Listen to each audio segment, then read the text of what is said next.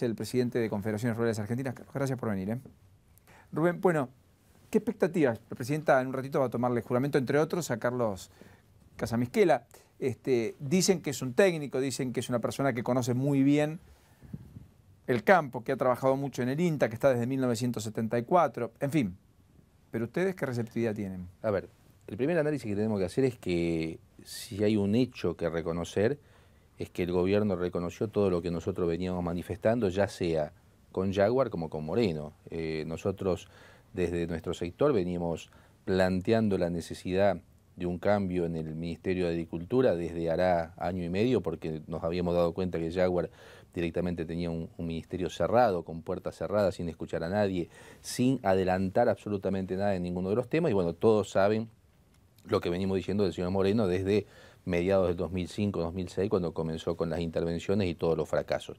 O sea que hay un reconocimiento que era real todo lo que se venía planteando. Yendo específicamente a Casamisquela, es real, es un técnico, conocedor a fondo, en profundidad, de la problemática del sector agropecuario. Nosotros inclusive desde CRA, 7, 8 meses atrás, hemos utilizado un informe que realizaron los directores de las regionales del INTA de los distintos lugares, donde planteaban la problemática que coincidía con lo que nosotros decíamos desde las entidades, en cuanto a problemáticas por producción y problemáticas por jurisdicción. Ese elemento, ese papel, ese informe, nosotros se lo remitimos al ministro Jaguar en ese momento para decirle, fíjese que lo que estamos planteando no es una cuestión de dirigencia, no es una cuestión de una gremial, sino que verdaderamente lo dice un instituto del Estado como es el INTA. Si va a ser receptivo al sector agropecuario, no lo sabemos. Por lo pronto, ninguno está en ese salón blanco, en ese salón que se va a tomar juramento sí, que es un dato, la presidenta. Ya es un dato. Ninguno fue invitado. Ninguno fue invitado, ese es un dato. ¿Con ninguno tampoco intentó hablar en la previa, desde que se conoció su nombramiento? Que yo tenga conocimiento, no. Porque Eduardo Bussi ayer me dijo no. No, hasta el momento desconozco lo que pasó hoy con las otras entidades, pero estuvimos ayer, anoche, con los presidentes de las otras entidades y no hubo absolutamente nada. ¿Y ustedes mañana van a llevar el petitorio? Nosotros para el pedido de audiencia? Sí tomamos la determinación de presentarle al futuro ministro un pedido de audiencia a las 4 entidades de manera conjunta. Pero te quiero terminar la idea en cuanto a receptividad. Pero sí, Casamisquela, estando al frente del INTA, fue muy receptivo de los lineamientos que le bajaban del Poder Ejecutivo. Y te puedo mencionar, por ejemplo, cuando tuvimos el año pasado, fines del 2011, principios del 2012, esa grave sequía en todo el país, vos recordarás que una de las denuncias que hacíamos desde las entidades era que desde el INTA se estaban manipulando datos relacionados con pérdidas, relacionados con la problemática y lo grave que estaba cada una de las regiones del país. Asimismo, también hemos padecido durante todo este tiempo una politización dentro del INTA que no se había visto nunca, al hecho de haber llegado que directores que se nombraron en el interior en Buenos Aires se trataban de cambiar para colocar gente directamente desde la política.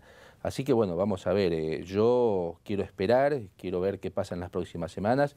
Esperemos que esto no sea simplemente un maquillaje postelectoral, que no repitamos lo del 2009 con una presentación en escena donde parecía que todo iba a cambiar y después nada cambió, que verdaderamente haya voluntad de la presidenta de llevar adelante cambios profundos. Y cambios profundos significa, por ejemplo, en economía, no repetir los mismos errores que veníamos repitiendo. Bueno, que se conozca un plan además, porque la verdad es que Argentina está casi con piloto automático y la situación definitivamente desmejora día a día, más allá de que la expectativa de hoy es distinta a la de ayer o antes de ayer.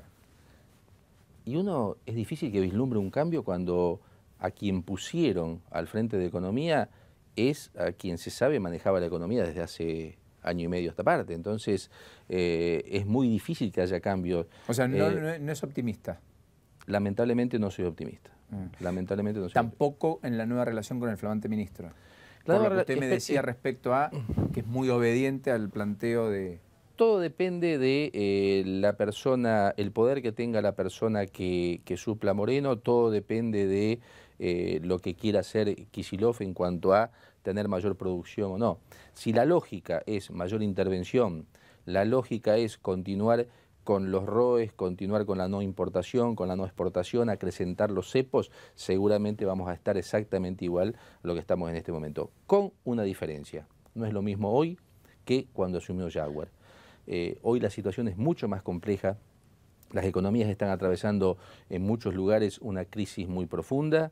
Hay economías regionales que están dejando gente en la calle, gente sin trabajo. Me parece que las economías regionales, por ejemplo, de la zona de Cuyo, la gente de las vides pequeñas, la gente de La Pera, este año no han levantado la cosecha porque no alcanzaba lo que obtenían del kilo de pera para pagarle a quien tiene que realizar esa tarea. La gente del Ajo está atravesando una situación compleja, algo parecido pasa con la oliva. Hay muchísimas economías regionales que están muy mal, la están pasando verdaderamente mal, y eso, como es mano de obra intensiva, hay mucha gente que se puede quedar sin trabajo a muy corto plazo. O sea que a diferencia de la soja, que por ahí son grandes extensiones, que es un poco más rentable, que todavía es rentable, corríjame, pese a todo, y pese al 35 de retención, y pese a que el valor ya no está en los $500 siquiera, sino bastante por debajo, pero da la impresión que soja se va a seguir sembrando y que Argentina va camino a una cosecha incluso más importante de soja. Veremos qué pasa con trigo, girasol y maíz.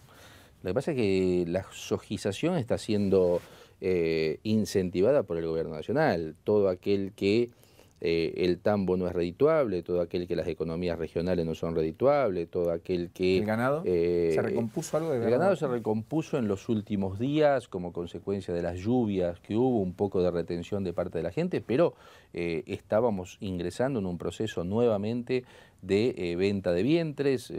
Vos conocés perfectamente que cuando se vende la fábrica es imposible crecer en el futuro y es muy probable que haya un decaimiento en cuanto al stock ganadero en el país. ¿Qué hoy está en cuánto? ¿Y se sabe? ¿Se puede? Porque hay estimaciones de 48 millones, otros dicen 50, otros 46. Se habla de un poco más de un poco más de 50, más o menos ese es el número.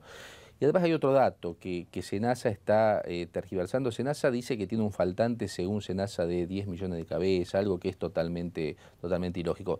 Es imposible hoy con el sistema de vacunación que tenemos, con las fundaciones, con los controles que hay, es imposible que haya y exista esa diferencia que se está planteando desde el Senasa. O sea que el Senasa dice que hay 10 millones más de cabezas de los que están registradas. Yo no sé, si los productores tendrían que retener todo lo que dicen que retienen, sería prácticamente imposible. Recordás con la soja, recordás lo del trigo, ahora aparece con las vacas. Yo creo que esto del ganado vacuno surge de la mano con un proyecto de querer identificar vía chip, que no sabemos qué hay detrás de eso, y me parece que el argumento que se utiliza es el faltante de ganadería. Bueno, usted tiene claro declarada. que hay un negocio con aquel que quiere proveer los chips. Algo de eso hay, exactamente. Es así, hay un negocio.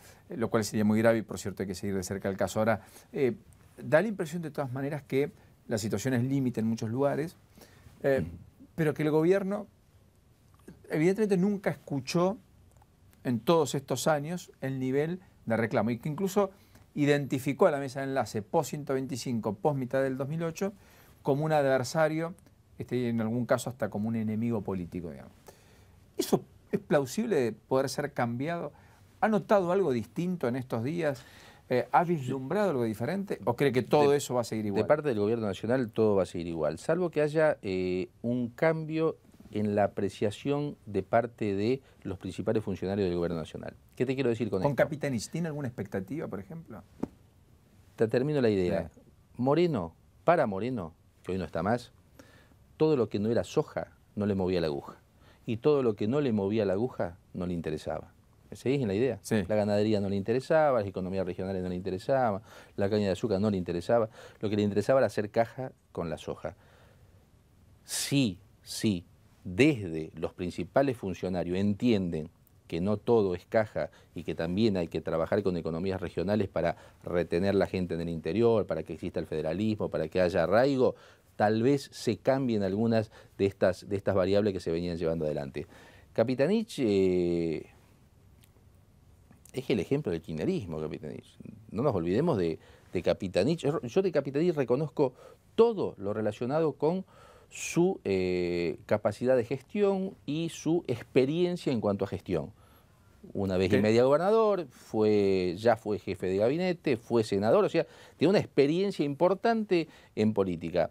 Ahora, que haga algo distinto a lo que se viene haciendo, yo no sé qué elemento tomar para agarrarme y decir va a ser algo distinto, porque defendió acérrimamente, recuerdo durante la 125, el planteo del gobierno nacional, fue muy duro en sus argumentos contra la gente del campo. No encuentro hoy elementos para que haya variables distintas en cuanto a la relación. Esperemos, vamos a ver, vamos a dejar que transiten las primeras semanas, los primeros meses, y que no sea solo el llamado para tomar un café y para sacarte la foto y después cada uno se va a su casa. Lo que necesitamos es seriamente conformar mesas de trabajo, mesas de consenso. Bueno, donde ayer se con debata. Macri coincidieron en eso. Lo de Macri ayer Con fue Massa pueden coincidir. Lo de Macri ayer fue en muy eso. importante en este sentido. Macri no estaba solo Mauricio Macri. Macri estuvo acompañado por todo su gabinete, estuvo acompañado por los legisladores actuales y estuvo acompañado por los futuros legisladores, los electos, los que van a asumir el día 10 de diciembre. De todo el país, estaban los de Córdoba, estaban los de Santa Fe, estaban los de Provincia de Buenos Aires. ¿Qué quiere decir esto? Quiere decir que hay una voluntad, o por lo menos post-elecciones, no era la foto para preelectoral donde se pretende atraer algún voto, si es que nosotros podemos acercarle algún voto a alguien, pero no era una foto preelectoral. Sin embargo, convocó a todos y estuvimos charlando y conversando sobre ver cómo podemos consensuar una agenda a futuro, incluyendo a otros sectores políticos y incluyendo a otros actores sociales y económicos. De hecho, el día 11 nosotros vamos a estar desde la mesa de enlace haciendo una presentación a todo el país con una gran convocatoria al sector político, a los gobernadores, a los ministros de la producción, a la iglesia, a los sectores sindicales, presentándole el potencial del sector agropecuario en Argentina y ese potencial lo que podría traer aparejado en divisas, en generación de empleo, en arraigo en el interior. Bueno, me parece que sobre esa matriz sobre esa agenda tenemos que trabajar. Hablando de agendas, no es menos cierto que más allá de la discusión con el gobierno nacional, en distintas jurisdicciones hay discusiones crecientes por el peso tributario que le demandan al propio campo, con los ajustes de los inmobiliarios rurales, etcétera. En la provincia de Buenos Aires, ¿hubo conversación, hay confirmación respecto a que Scioli retire la contribución especial del 18% sobre el inmobiliario rural que estaba pensada en el presupuesto? Creo que están reunidos en este momento, en el Banco Provincia. Por eso digo. La mesa quedaron en llamarme ya los representantes de la mesa de enlace provincial. Carvap, la mesa de enlace provincial. Carvap es la que representa acá dentro de esa mesa de enlace provincial. Están reunidos en este momento, quedaron en llamarme ni bien culminaba la reunión. Había algún adelanto de que Scioli iba a estar levantando la pretensión o la intención de elevar los impuestos. Yo lo que quiero, algo muy cortito, pero significar sobre la necesidad de no seguir castigando a la producción con impuestos y seguir achicando. Hay una fundación muy importante, una fundación de Río Cuarto, que es Fundación FADA, que realiza estudios muy importantes, seguramente la conoces. Hizo un análisis relacionado con el maíz en la zona de Río Cuarto y la región. El crecimiento de un 20% en maíz en Río Cuarto y la región, 20%, algo totalmente fácil de lograr, factible y que se podría dar acompañando un poquito a los productores y decirle apunten a esto y llegamos. Ese maíz destinado a cerdo, pollos y etanol generaría más de 11.000 puestos de trabajo. Solo el crecimiento del 20% de maíz en una zona pequeña de la provincia de Córdoba. Muy importante productivamente, pero territorialmente no muy grande. Acotada. Lo que queremos demostrar es que si eso nosotros tenemos el acompañamiento del gobierno nacional para llevarlo adelante, para producir más en todos los rubros, seguramente sacaríamos a la Argentina de la actual situación de, primero, en muchos casos, falta de trabajo, o el problema grave de la gente hoy no es solo la inseguridad, que ya empieza también a pensar, y eso dicen las encuestas, en la pérdida o no de trabajo, y el ingreso de divisas que el mundo hoy, yo recuerdo siempre lo que dijo, y como lo dijo Mujica, que está embuchado, Uruguay está embuchado de, un término muy campero, embuchado de dólares. Bueno, todos sabemos lo que está pasando en Argentina con la falta de dólares que tenemos. ¿Usted ve al gobierno trabajando en alguna lógica de darle valor agregado a la producción del campo? Porque también muchas veces se dice, bueno, pero estamos exportando el grano y finalmente después vuelve el aceite. Tenemos una buena exportación de aceite de soja, de payet, etcétera. Pero lo que quiero decir es, ¿le estamos poniendo el suficiente valor agregado? ¿Todavía hay una cadena de valor ahí para construir y para...? Hay una cadena de valor para construir, eso es totalmente cierto, tenemos que trabajar fuertemente en eso, pero tenemos que ser creíbles y previsibles. El ejemplo claro fue el tema del biodiesel. El biodiesel fue incentivado desde el gobierno nacional, muchísimos productores, medianos, algunos grandes, alguna unión de productores, conformaron y llevaron adelante muchísimas plantas de biodiesel en todo el país. De un día para el otro, entre Kicillof y Moreno, se encargaron de destruir esas plantas de biodiesel. Vos recordarás, meses atrás, cuando elevaron, por un lado elevaron el nivel de retenciones y le pusieron mayores impuestos, automáticamente dejó de ser rentable. ¿Por qué eso? Porque entendieron que si no se hacía biodiesel y si se exporta aceite de soja, va a haber mayor recaudación vía impuestos de parte del Estado. No se dieron cuenta que si Argentina, un jugador importante en soja y en aceite de soja, tira todo el aceite al mercado, cae el precio. O sea que están percibiendo en materia de impuestos menos, igual o menos que lo que percibían antes. Pero sí destruyeron generación de divisas, generación de trabajo, elaboración de productos en origen. Por eso me parece que falta mucho por hacer, se puede hacer, pero debemos ser previsibles y confiables en el futuro. Da la impresión, Ferrero, de todas maneras, que, a ver, en términos proyectivos, digamos, el campo sigue siendo definitivamente un motor y un elemento más que clave y vital para determinar cualquier tipo de políticas a futuro, y efectivamente es una apuesta al campo para cualquier inversor, porque alimentos va a requerir el mundo y porque siempre van a intentar buscarle la producción. ¿Eso no será un aliciente para al menos el próximo gobierno, si no fuera buscar una expansión mayor? Porque yo recuerdo los planes de 100 millones de toneladas, casi en el origen de la década del 90. Y hoy estamos en lo mismo, digamos. Estamos en lo mismo. Es real, o sea, y si hay algo que yo noto, a diferencia de 5, 6 o 7 años atrás, es que la mayoría de los actores políticos con los cuales nos reunimos están entendiendo esa lógica. Están entendiendo que somos productores de alimentos, están entendiendo que el mundo va a demandar muchísimos alimentos. Ayer estaba escuchando un dato que es verdaderamente importante. El mundo en 1804, en el mundo había 1.000 millones de habitantes. En la historia no es mucho 1804. No, claro, es nada. Es nada. Hoy estamos generando 100 millones de habitantes por año, 1.000 millones cada 10 años. O sea, cada 10 años es lo mismo que había en todo el mundo en 1804. ¿Qué quiero decir con esto? Que si seguimos con este nivel de crecimiento, la demanda de alimentos va a ser terrible. Y sumale que hay un traspaso muy importante de clases bajas a clase media en el mundo. Está pasando en India, está pasando en África, está pasando en China con se incorpora al mercado del consumo. Exactamente. Y lo primero que consumen son alimentos, es proteína, y nosotros podemos y tenemos que dejar de pensar solamente como Argentina y empezar a pensar como mercado dentro del Mercosur.